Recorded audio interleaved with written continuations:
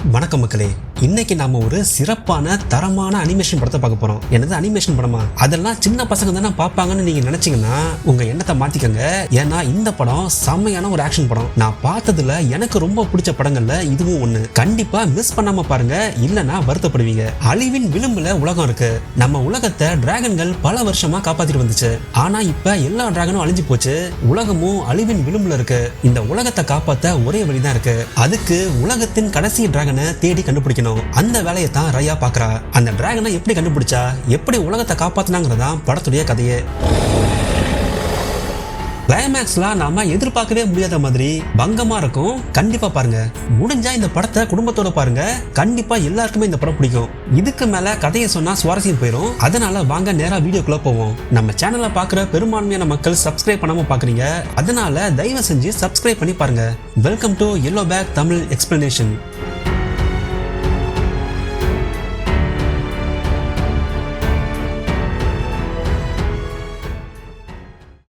ஒரு அகண்ட பாலைவனத்துல ஒரு பொண்ணு தனியா பயணிச்சிட்டு இருக்கா.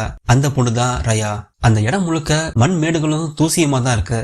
யாருமே இல்லாத இந்த இடத்துல யாரை தேடி ரயா போறா? இதை தெரிஞ்சுக்க இந்த இடத்தோட வரலாறு நம்ம தெரிஞ்சாகணும்.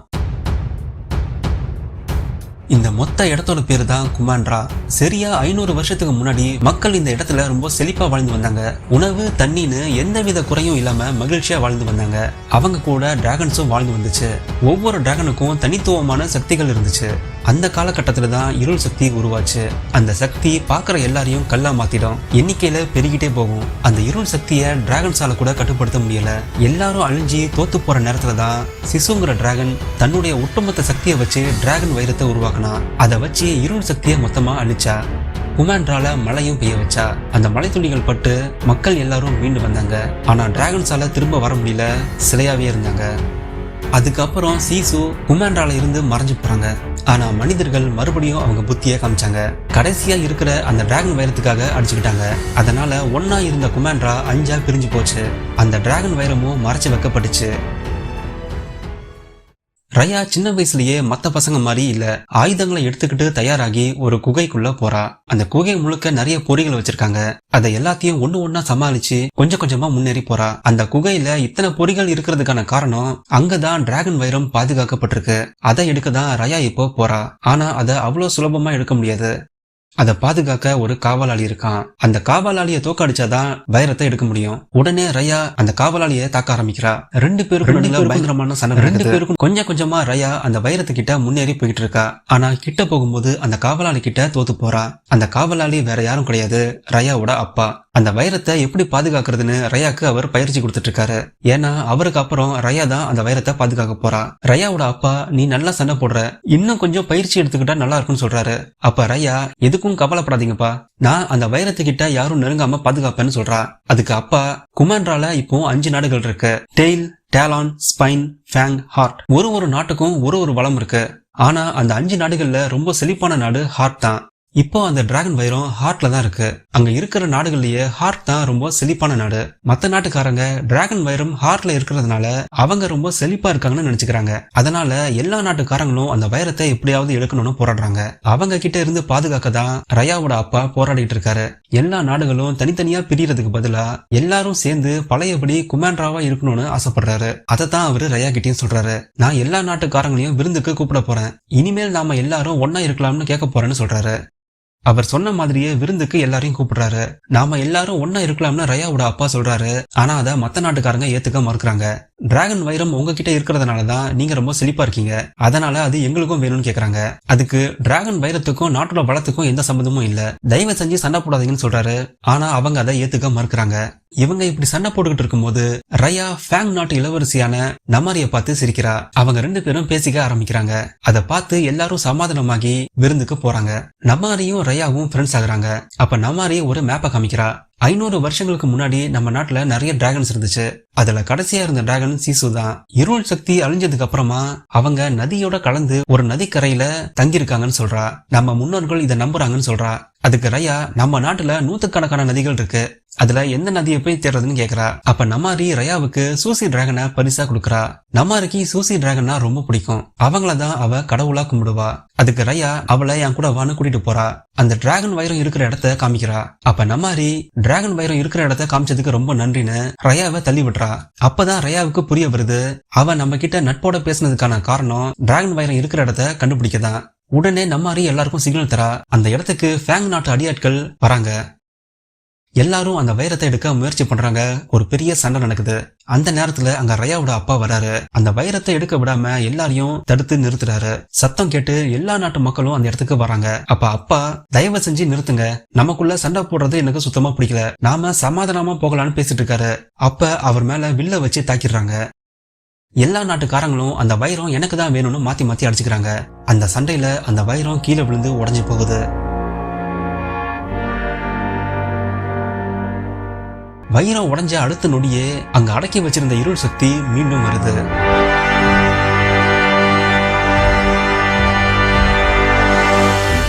உடஞ்சு போன வைரத்தோட பகுதிகளை ஆளுக்கு ஒன்னா எடுத்துக்கிட்டு அங்க இருந்து தப்பிக்க ஓட ஆரம்பிக்கிறாங்க. அந்த இருள் சக்தி ஒருத்தரையா தாக்கி சிலையா மாத்திக்கிட்டே வருது. எண்ணிக்கையில பெருகிட்டே போகுது. ரயாவோட அப்பா காயப்பட்ட கால்களோட ரயாவை கூட்டிகிட்டு தப்பிச்சு ஓடுறாரு. அப்ப அந்த இருள் சக்தி தண்ணியை பார்த்து பயப்படுறத கவனிக்கிறாரு. கால்ல அடிப்பட்டதால அவரால் தப்பிச்சு போக முடியாதுன்னு தெரியும். அதனால ரயாவை பார்த்து, நம்ம நாட்டு மக்களை நீ தான் பாத்துக்கணும், மறுபடியும் எல்லா நாட்டு மக்களும் சேர்ந்து இருக்கணும், இந்த பொறுப்பு உன் கையில தான் இருக்கு, அப்பாவோட ஆசையை நிறைவேற்றுன்னு ரயாவை நதியில தூக்கி வீசுறாரு. ரயாவோட கண்ணுக்கு முன்னாடியே அவ அப்பா சிலையா மாறி போறாரு.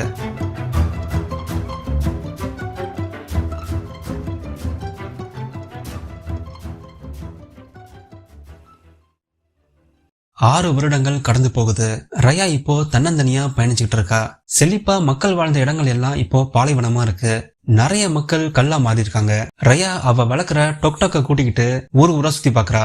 ரயா போகும்போது திடீர்னு ஒரு இருள் சக்தி குறுக்க வருது. ரயா அவ பையில இருக்கிற வைரத்தை காமிச்சதும் அந்த இருள் சக்தி பயந்து ஓடி போயிடுது. அந்த நாட்டுல டிராகனை தேடி எல்லா நதிக்கரைக்கும் போய் பாக்குறா. கடைசியா ஒரே ஒரு நதிக்கரை மட்டும்தான் பாக்கி இருக்கு. அந்த இடத்துக்கும் இப்போ வந்து சேர்றா. இதுதான் அவளுடைய கடைசி நம்பிக்கை. அந்த நதிக்கரையில உட்காந்துட்டு, டிராகன் சூசி, நான் உங்களை தான் ரொம்ப நம்பி இருக்கேன். என்னோட அப்பா என்கிட்ட ஒரு பெரிய பொறுப்பை கொடுத்திருக்காரு. இருள் சக்தியை அழிக்கணும், இந்த நாட்டு மக்களை ஒன்னா சேர்க்கணும், கல்லா மாறின என்னோட அப்பாவை மறுபடியும் நான் கொண்டுட்டு வரணும். இது எல்லாமே உங்களால மட்டும்தான் முடியும். தயவு செஞ்சு நீங்க திரும்ப வாங்க, வந்து எங்க மக்களை காப்பாத்துங்க. 6 வருஷமா நான் உங்களை தான் தேடிட்டு இருக்கேன்னு கண் கலங்கி சொல்றா. சூசி மீண்டும் வாங்கன்னு வேண்டிக்கிறா. அப்ப அந்த இடத்துல நீர்த்துளிகள் எல்லாமே மேல எழும்புது.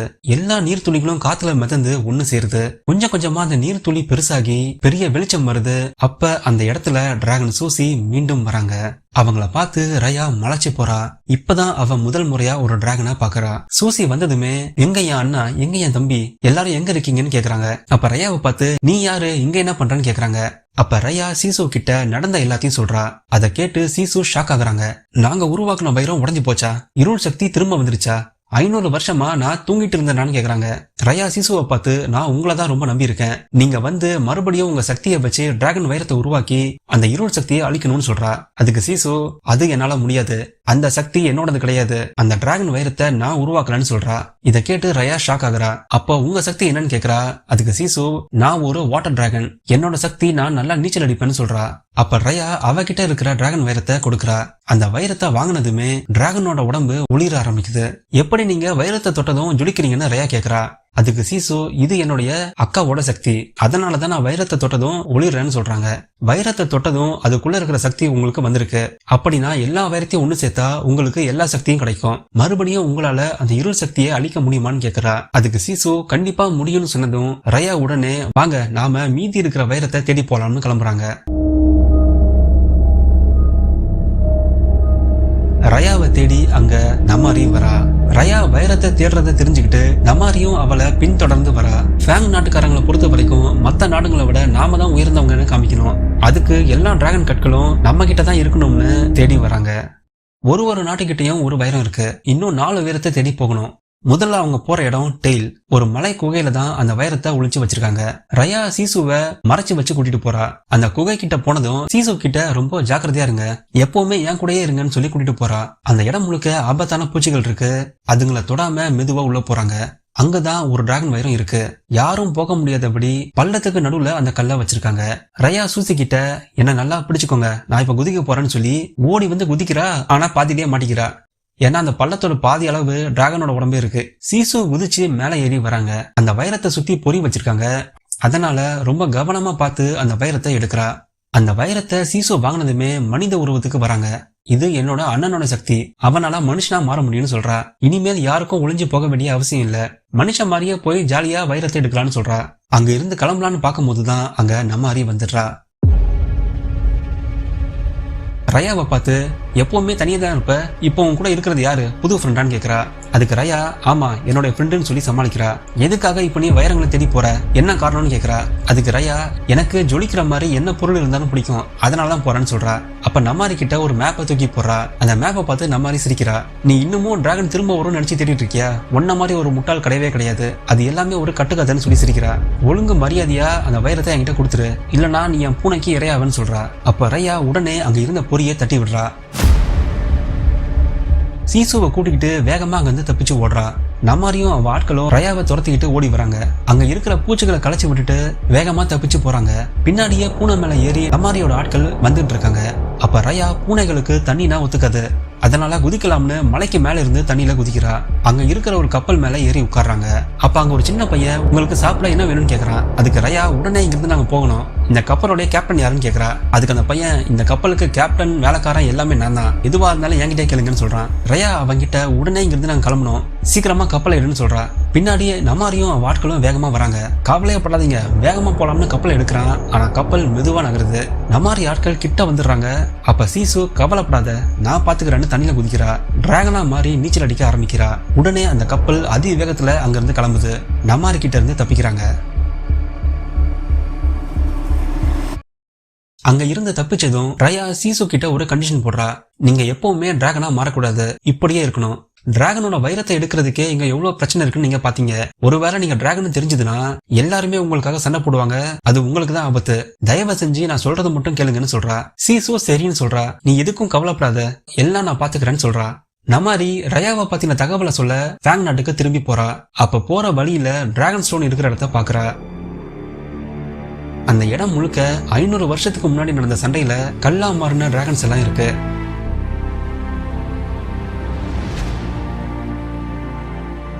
அந்த டிராகன்ஸை வணங்கிட்டு அங்கிருந்து கிளம்பி போறா.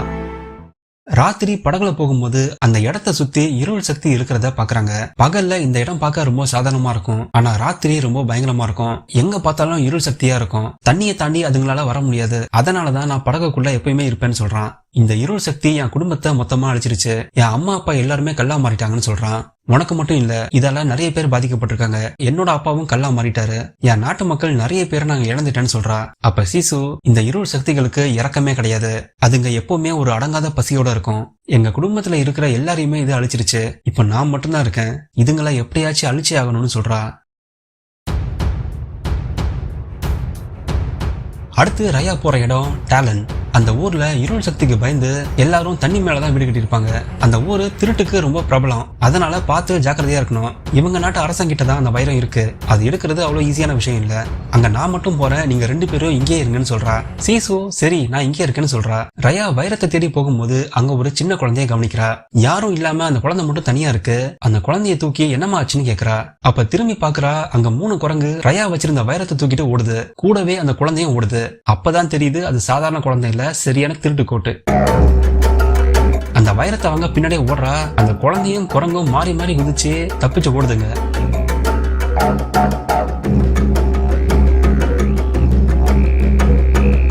ரயா ஒரு வழியா எல்லாரையும் மடக்கி பிடிச்சி அந்த வைரத்தை வாங்கிடுறா. படகுல சீசு போர் அடிக்குது, நான் சும்மா நடந்து போறேன்னு அந்த ஊருக்குள்ள வரா. காசு இல்லாம அங்க இருக்கிற பொருட்களை வாங்குறா. அப்ப அந்த ஊர் மக்கள் சீசு கிட்ட காசு கேட்டு சண்டைக்கு வராங்க. அப்ப ஒரு வயசான பாட்டி சீசுவை காப்பாத்தி நீ எதுக்கும் பயப்படாதமா, நான் உன்னை பாத்துக்கிறமான்னு கூட்டிட்டு போறாங்க. ரயா அந்த குழந்தைகிட்ட நான் உன்ன பாத்துக்கிறேன், இனிமேல் நீ திருடக்கூடாது, அதுக்கு பதிலா எனக்கு ஒரு உதவி செய்யணும்னு சொல்றா. அரசர் இருக்கிற இடத்துக்கு முன்னாடி அந்த குழந்தை நடந்து போகுது. அங்க இருக்கிற காவலாளிகள் அந்த குழந்தைய பாக்குற நேரத்துல ரயா மேல ஏறி போறா.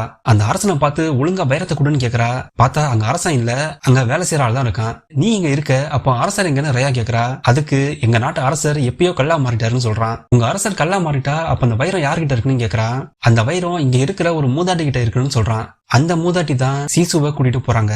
அன்பா பேசி கூட்டிட்டு போய் ஒரு கதவு கிட்ட நிக்க வைக்கிறாங்க. திடீர்னு சீசுவை உள்ள தள்ளி விடுறாங்க. அந்த இடம் முழுக்க நிறைய பேர் கல்லா மாறி இருக்காங்க. ஏன்னா அந்த இடத்துல ஒரு இருள் சக்தி இருக்கு.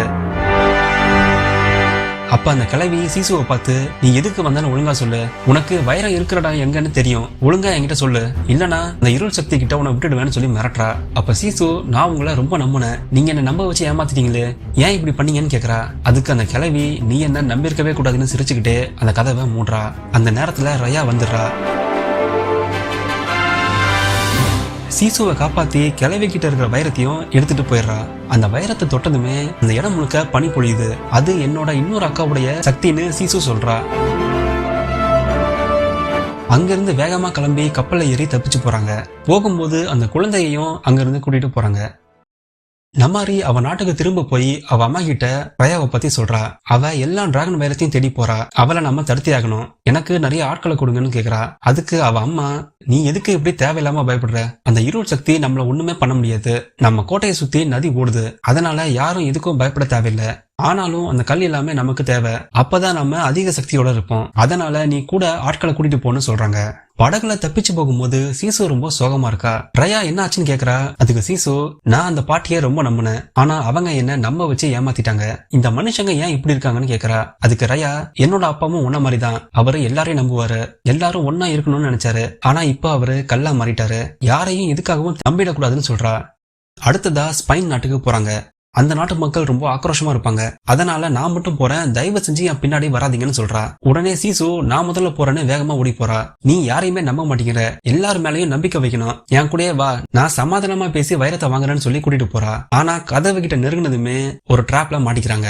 அப்ப ரயா, தேவையில்லாம நம்பிக்கை வச்சா இப்படிதான்னு சொல்றா. ரயாவையும் சீசுவையும் ஒரு கைத்துல கட்டி போட்டிருக்கு. ஸ்பெயின் நாட்டு போர் வீரன் ஒருத்தன், எவ்வளவு தைரியம் இருந்தா நீ எங்க நாட்டுக்குள்ளேயே வைரத்தை எடுக்க வந்திருப்ப, உன்னை நான் சும்மா விட மாட்டேன், உன்னை நான் என்ன பண்ண போறேன்னு பாருன்னு சொல்லி சிரிக்கிறான். அப்ப ரயா, தெரியாம வந்துட்டோம், நாங்க வேணா திரும்பி போறோம்னு சொல்றா.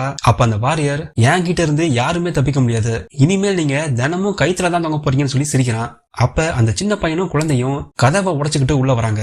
உடனே அந்த வாரியரை கைத்துல கட்டி போடுறாங்க. இதே நேரத்துல வெளியே நமாரி அவ ஆட்களை கூட்டிக்கிட்டு அந்த நாட்டுக்கு வரா. அப்பதான் ரயா உன்னை கவனிக்கிறா. அந்த ஊர் முழுக்க எல்லா மக்களும் கல்லா மாறி இருக்காங்க. அப்ப அந்த வாரியரை பார்த்து, இந்த ஊர்ல இப்போ எத்தனை பேர் இருக்காங்கன்னு கேக்குறா. அதுக்கு அவர் அழுதுகிட்டு, இந்த ஊர்ல இருந்த எல்லா மக்களும் கல்லா மாறிட்டாங்க, நான் மட்டும்தான் இப்போ பாக்கி, என்னுடைய குழந்தை கூட இப்போ என்கிட்ட இல்ல, இந்த நாட்டுல நான் மட்டும் தனியா இருக்கேன்னு சொல்லி அழுவுறாரு. பல வருஷமா அவர் மட்டும்தான் இந்த நாட்டுல குழந்தைகளையும் இழந்து வாழ்ந்து வர்றாரு. அப்ப ரயா, அழாதீங்க, ஏன் கூட வாங்க, இதை எல்லாத்தையும் சரி பண்ணதான் நாங்க போராடுறோம், எங்களுக்கு உங்ககிட்ட இருக்கிற டிராகன் வைரத்தை கொடுத்து உதவி பண்ணுங்கன்னு கேக்குறா. அவரும் அதுக்கு ஒத்துக்கிறாரு. எல்லாரும் அங்க இருந்து கிளம்பி போற நேரத்துல நமாரி வந்துடுறா. சீசுவையும் அந்த குழந்தைகளையும் இங்க இருந்து காப்பாத்தி கூட்டிட்டு போனோம், அதனால நான் மட்டும் வெளியே போறேன், நீங்க எல்லாரும் பின்வழியா தப்பிச்சு போங்கன்னு சொல்றா. எல்லாரையும் அனுப்பிட்டு ரயா மட்டும் வெளியே வரா. நமாரியும் அவ ஆட்களும் ரயாவை சுத்தி வளைக்கிறாங்க. முடிஞ்சா என் கூட ஒண்டிக்கு ஒண்டி மோதுன்னு ரயா கேக்குறா. அப்ப அவங்களுக்குள்ள பயங்கரமான ஒரு சண்டை நடக்குது. 2 பேரும் மாத்தி மாத்தி அடிச்சுக்கிறாங்க. ஆனா ரயாவோட தாக்குதலை நமாரி சமாளிச்சிடறா.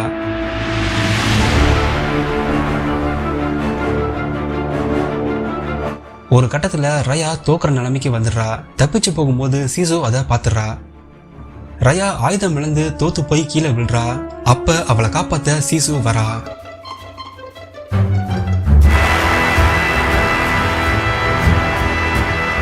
அங்க இருக்கிற எல்லாரையும் தூக்கி வீசுறா. டிராகனை பார்த்ததும் எல்லாருமே ஸ்தம்பிச்சு போறாங்க. நமாரி டிராகனை பார்த்து மீசிலிருந்து போய் நிக்கிறா. அவ இத்தனை நாளா கடவுளா வணங்கின சீசுவை இப்ப நேர்ல பாக்குறா. உடனே எல்லாரும் அங்கிருந்து தப்பிச்சு போறாங்க. கப்பல்ல எல்லாரும் ரயாவை பார்த்து முறைக்கிறாங்க. இதுக்காக நீ சீசுவை பத்தி மறைச்ச, அவங்க டிராகன் ஏன் சொல்லலன்னு கேக்குறாங்க. அப்ப சீசு, யாரும் ரயாவை திட்டாதீங்க, அவ என் பெஸ்ட் ஃப்ரெண்ட், அவ நல்லதுக்காக தான் அப்படி சொன்னான்னு சொல்றா. அப்ப திடீர்னு அங்க மழை பெய்யுது. அவங்க கடைசியா எடுத்த கல்லோட சக்தி இதான். நினைச்ச போது மழை பெய்யும். மழை பெஞ்சதுமே சீசு உற்சாகத்துல குதிச்சு விளையாடுறா. தண்ணியில சந்தோஷமா கவலையை மறந்து நீச்சல் அடிக்கிறா. அந்த மலை துளிகள் மேல நடந்து பறக்க ஆரம்பிக்கிறா. ரயா கிட்ட, என் கூட வா, ஒரு முக்கியமான இடத்துக்கு போலாம்னு கூட்டிட்டு போறா. அவங்க போறது ஏற்கனவே வைரம் இருந்த இடம். போற வழியில ரயா அவ அப்பா சிலைய பாக்குறா. அவ பழைய நினைவுகள் வந்து கண் கலங்கி நிக்கிறா. இந்த இடம் உனக்கு தெரியுமான்னு சீசு கேக்குறா. அதுக்கு ரயா, நல்லாவே தெரியும், நான் இங்கதான் இருந்தேன்னு சொல்றா. டிராகன் வைரமும் இங்கதான் இருந்துச்சுன்னு சொல்றா. அதுக்கு சீசு, 500 வருஷத்துக்கு முன்னாடி நானும் என் சகோதரர்களும் இங்கதான் இருந்தோம், அவங்க சிலைகள் இங்கதான் இருக்குன்னு காமிக்கிறா. சீசுவோட சகோதரர்கள் எல்லாருமே அங்கதான் சிலையா இருக்காங்க. 500 வருஷத்துக்கு முன்னாடி இருள் சக்திக்கு எதிராக ஒரு பெரிய போர் நடந்துச்சு. அங்க நாங்க கொஞ்சம் கொஞ்சமா தோத்துக்கிட்டு இருந்தோம். எல்லா டிராகன்ஸும் கல்லா மாறிட்டாங்க. அங்க கடைசியா இருந்தது நாங்க மட்டும்தான். எங்களை அந்த இருள் சக்தி சூழ்ந்துருச்சு. எங்களால அதை தடுத்து நிறுத்த முடியல. ஆனா என்னோட அண்ணன் தோல்வியை ஒத்துக்கல. நாம எதிர்த்து போராடியே ஆகணும்னு அவன் முழு சக்தியை பயன்படுத்தினான். எல்லாரும் அவங்க முழு சக்தியை பயன்படுத்தி அந்த டிராகன் வைரத்தை உருவாக்குனாங்க. அந்த வைரத்தை அவங்க என்கிட்ட கொடுக்க முடிவு பண்ணாங்க. எதுக்காக அவங்க என்ன தேர்ந்தெடுத்தாங்கன்னு எனக்கு தெரியல. அவங்க என்ன தேர்ந்தெடுத்ததுக்கு ஒரே ஒரு காரணம் தான். நான் அவங்கள நம்பினேன், அவங்க என்ன நம்பினாங்க. அவங்க எல்லாருமே கல்லா மாறிட்டாங்க. அந்த டிராகன் வைரத்தை வச்சுதான் அந்த இருள் சக்தியை மொத்தமா அழிச்சேன். அந்த மாதிரியே இப்பயும் நம்மளால ஜெயிக்க முடியும்னு சொல்றா. ரயா கிட்ட நீ மறுபடியும் நம்மாரி கிட்ட பேசு, நான் அவளை நம்புறேன், அவ கண்டிப்பா நம்மளுக்கு உதவி பண்ணுவான்னு சொல்றா. அதுக்கு ரயா நான் இப்ப என்ன பண்ணேன்னு கேக்குறா. முதல்ல நீங்க 2 பேரும் ஃப்ரெண்ட்ஸ் ஆகுங்க, அவகிட்ட போய் பேசுன்னு சொல்றான். நம்மாரி அவ நாட்டுக்கு போய் நடந்ததை எல்லாத்தையும் சொல்றா. அவ அம்மா கிட்ட நான் சீசுவை பார்த்தேன், ரயா நிஜமாவே டிராகனை திருப்பி கொண்டு வந்துட்டான்னு சொல்றா. சீசு நினைச்சா இருள் சக்தியை அழிக்க முடியும், நாம உதவி பண்ணணும்னு சொல்றா. அதுக்கு அவ அம்மா நம்ம நாட்டு மேல ஏற்கனவே ஒரு கெட்ட பேர் இருக்கு, இந்த இருள் சக்தி வந்ததுக்கு நாம தான் காரணம்னு பேசிக்கிறாங்க. அந்த கெட்ட பேர் போகணும்னா அந்த இருள் சக்தியை நாம தான் அழிக்கணும். ரயா கிட்ட இருக்கிற அந்த வைரமும் அந்த டிராகனும் நமக்கு வேணும்னு சொல்றாங்க. நம்மாரி ரயாவுக்கு பரிசா கொடுத்தத அவ ரூம்ல வைக்கிறாங்க. நம்மாரி அதை பார்த்ததுமே ரயா தான் வந்திருக்கான்னு புரிஞ்சுக்கிறா. ரயாவை பார்த்து பேச சிக்னல் அனுப்புறா. அடுத்த நாள் எல்லாரும் நம்மாரிய பார்க்க போறாங்க. ரயா சீசு கிட்ட நீங்க வெளியே வராதீங்க, ஒளிஞ்சே இருங்க, நம்மாரி கிட்ட இருந்து வைரத்தை வாங்கினதுக்கு அப்புறம் நீங்க வந்தா போதும்னு சொல்லி வைக்கிறா. நம்மாரி ரயாவை பார்த்து என்ன மன்னிச்சிரு, என் கிட்ட இருக்கிற வைரத்தை நீயே வச்சுக்க, இந்த ஊர் மக்களை காப்பாத்துன்னு சொல்றா. ரயாவும் சந்தோஷமா அந்த வைரத்தை வாங்கி வச்சுக்கிறா. வைரத்தை வாங்கினதும் அங்க சீசு வராங்க. ஆனா சீசு வந்ததும் நம்மாரி அம்ப குறி வச்சு நிக்கிறா. ஒழுங்கா வைரத்தையும் அந்த டிராகனையும் என்கிட்ட கொடுத்துருன்னு மிரட்டுறா. ரயா கோவத்துல சண்டை போட கத்தி எடுக்கிறா. அப்ப சீசு நான் அவகிட்ட பேசுறேன், நீ இங்கே இருன்னு சொல்லி முன்னாடி வராங்க. நம்மாரிய பார்த்து நீ இதெல்லாம் பண்ண தேவையில்லை, நான் உன்ன நம்புறேன்னு சொல்றான். எனக்கு வேற வழி இல்ல, நான் இதை பண்ணியே ஆகணும்னு அழுதுகிட்டே சொல்றா. அவ பேசிட்டு இருக்கும் போதே அந்த அம்ப அழுத்த போறா. அப்ப ரயா அவளை தடுத்து நிறுத்த கத்தி எடுத்து வீசுறா. ஆனா அந்த அம்பு பறந்து வந்து சீசுவை தாக்கிடுது. அந்த இடத்துலயே சீசு அம்பு பாஞ்சு ரத்த வெள்ளத்துல கீழே விழுறா. மலைக்கு மேல இருந்து ஆத்துல விழுறா. சீசு இறந்ததும் எல்லாரும் அதிர்ந்து போறாங்க. அந்த வைரத்தோட வெளிச்சம் குறைய ஆரம்பிக்குது. நம்மாரி அந்த வைரத்தை எடுத்துக்கிட்டு தப்பிச்சு ஓடிடுறா. திடீர்னு அந்த நதி முழுக்க தண்ணீர் குறைய ஆரம்பிக்குது. ஃபேங் நாட்டை சுத்தி இருந்த தண்ணி எல்லாமே வத்தி போகுது. தண்ணி இருக்கிறதால இருள் சக்தி கிட்ட இருந்து தப்பிச்சிடலாம்னு நினைச்சிருந்தாங்க. ஆனா இப்ப இருள் சக்தியால சுலபமா உள்ள வர முடியும். ரயா இப்போ கோபத்தோட உச்சியில இருக்கா. அவ வாளை எடுத்துக்கிட்டு நிமாரிய தேடி அந்த கோட்டைக்குள்ள போறா. சீசுவை கொன்னதுக்கு பழி வாங்கியே தீரணும்னு ஆக்ரோஷமா நடந்து போறா. அங்க கோட்டைக்குள்ள நம்மாரியோட அம்மா இருள் சக்தி தாக்கி சிலையா நிக்கிறாங்க. நான் உன்னை சும்மா விட போறது இல்லைன்னு நம்மாரிய தாக்க ஆரம்பிக்கிறா. அவங்க 2 பேருக்கும் பயங்கரமான சண்டை நடக்குது.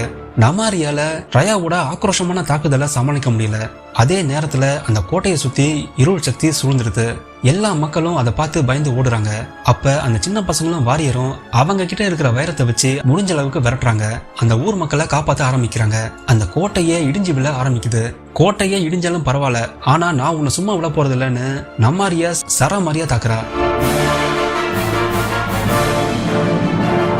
ஒரு கட்டத்துல நம்மாரி ஆயுதம் இழந்து தரையில விழுறா. ரயா கிட்ட நான் சீசுவை வேணும்னே கொல்லலன்னு சொல்றா. ஆனா ரயா பொய் சொல்லாத, நீ வேணும்னே தான் கொண்டேன்னு எனக்கு தெரியும்னு சொல்றா. அப்ப நம்மாரி நான் தான் அவங்கள கொண்டேன்னா அதுல உனக்கும் பங்கு இருக்கு. சீசு என்ன நம்புனாங்க, ஆனா நீ அவங்கள நம்பல, அதனாலதான் அவங்க இறந்து போனாங்க. நம்ம 2 பேருமே அவங்க இறந்ததுக்கு காரணம்னு சொல்றா. ரயா நாம என்ன பண்றோம்னு அப்பதான் யோசிக்கிறா. நம்மாரிய விட்டுட்டு அங்கிருந்து போறா. வைரத்தை வச்சு முடிஞ்ச அளவுக்கு மக்களை காப்பாத்துறாங்க. ஆனா தப்பிச்சு போகும்போது அங்க இருள் சக்தி சூழ்ந்துருது. அவங்க மாட்டிக்கிற நேரத்துல அங்க நம்மாரி வந்து அவங்கள காப்பாத்துறா. மக்களை காப்பாத்த அவளும் உதவுறா. அப்ப அந்த கோட்டை இடிஞ்சு எல்லாரும் உள்ள மாட்டிக்கிறாங்க. அவங்கள சுத்தி போய் இருள் சூழ்ந்துருது. இங்க இருந்து எப்படி தப்பிக்க போறோம்னு யோசிக்கிறாங்க. அப்பதான் ரயாக்கு சீசு சொன்னது ஞாபகத்துக்கு வருது. அவங்க சகோதர சகோதரிகள் எல்லாரும் என்னால முடியும்னு நம்பினாங்க, அந்த நம்பிக்கை தான் எங்களை காப்பாத்துச்சுன்னு சொன்னது ஞாபகத்துக்கு வருது. நாம இங்க இருந்து ஜெயிக்கணும்னா ஒரே ஒரு வழிதான் இருக்கு, நாம நம்மள நம்பணும்னு சொல்றா. அப்ப அந்த பையன் சீசுவை கொன்னது இவதான், இவள நம்பவே கூடாதுன்னு சொல்றான். அப்ப ரயா நான் அவளை முழுமையா நம்புறேன்னு அவகிட்ட இருக்கிற வைரத்தை நம்மாரி கிட்ட கொடுக்கறா. வைரத்தை கொடுத்ததுமே இருள் சக்தி தாக்கி சிலையா மாறுறா. அப்ப அந்த சின்ன பையனும் நம்மாரி கிட்ட கல்ல கொடுத்து ரயா கிட்ட நின்னு அவனும் சிலையா மாறுறான். வாரியரும் அந்த சின்ன குழந்தையுமே கல்ல கொடுக்கறாங்க, அவங்களும் சிலையா மாறி போறாங்க. இப்ப நமாரி மட்டும்தான் அங்க இருக்கா. வைரத்தை வேக வேகமா ஒண்ணு சேர்த்து வைக்கிறா. அவளுமே அங்க சிலையா மாறி போறா. தங்களை காப்பாத்தும்னு நினைச்ச அந்த டிராகன் வைரமும் அணைஞ்சு போகுது.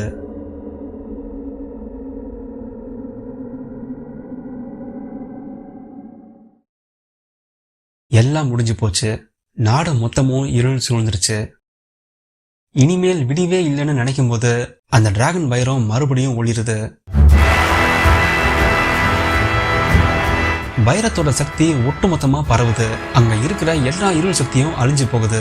அந்த டிராகன் வைரத்தோட சக்தியால அந்த இடம் முழுக்க பனி சூழுது. மேகங்கள் ஒண்ணு கூடுது. மழை பெய்யவும் ஆரம்பிக்குது. அந்த மழை துளிகள் மக்கள் மேல பட்டதுமே கற்கள் கரைஞ்சி மனிதர்களா மாறுறாங்க. எல்லாரும் பழைய நிலைமைக்கு திரும்புறாங்க. அங்க மனுஷங்க மட்டும் உயிர் பிழைக்கல, டிராகன்ஸும் உயிரோட வந்துருச்சு. 1 2 இல்ல, எல்லா டிராகன்ஸுமே உயிரோட வருது.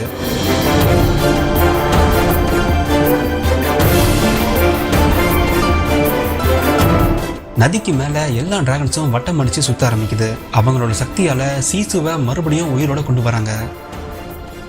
500 வருஷம் கழிச்சு சீசு அவங்க கூட பிறந்தவங்கள பாக்குறா. சந்தோஷத்துல துள்ளி குதிக்கிறா. எல்லாரும் அவங்க ஊருக்கு திரும்ப போறாங்க.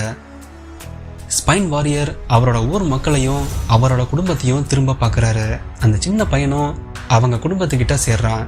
அந்த குழந்தை அவ அம்மாவை தேடி போறா. ரயா அவ அப்பாவை பார்க்க வேக வேகமா கிளம்பி போறா.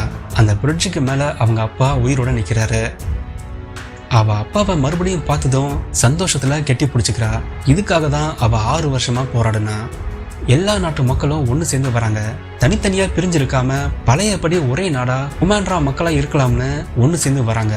அவங்க எல்லாரும் டிராகன்ஸ் கூட சேர்ந்து சந்தோஷமா வாழ ஆரம்பிக்கிறாங்க.